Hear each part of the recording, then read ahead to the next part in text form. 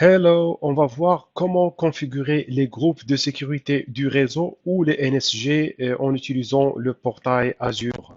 On clique sur la VM0, on télécharge, clique sur connexion, télécharger le fichier RDP. On va lancer ce fichier.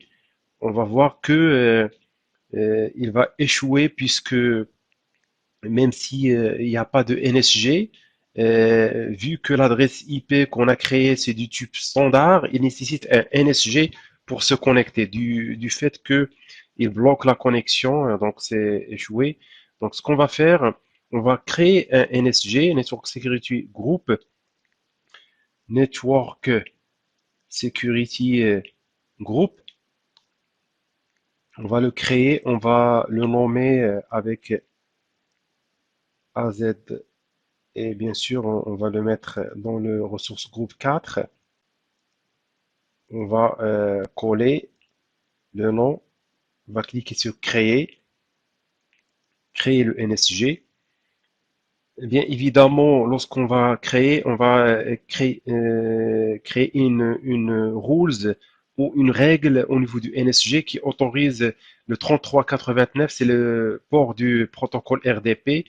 Et bien sûr, on va nommer donc la règle avec ce nom, autorisé RDP inbound.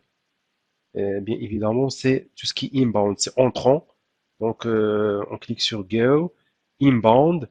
Vous avez des règles par défaut. Je clique sur Add. La source c'est ini, le port, la destination. Je mettrai le port 3389 et le nom, je vais coller le nom de la règle. Donc, il autorise ce flux.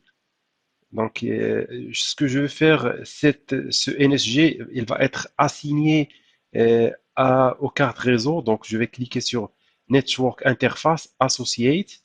Je vais associer les deux cartes. Donc, la première, c'est en cours.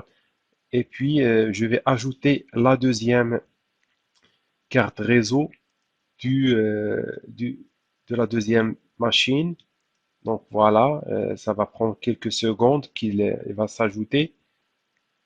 Et je vais essayer de se connecter à la VM avec RDP. Donc, c'est bon.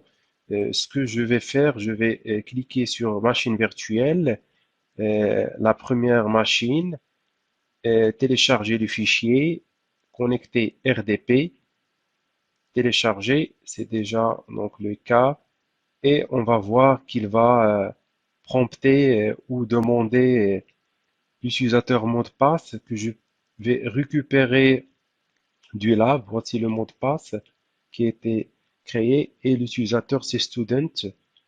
Voilà, donc RDP. Parfois, ça prend quelques temps lorsque la règle a été créée.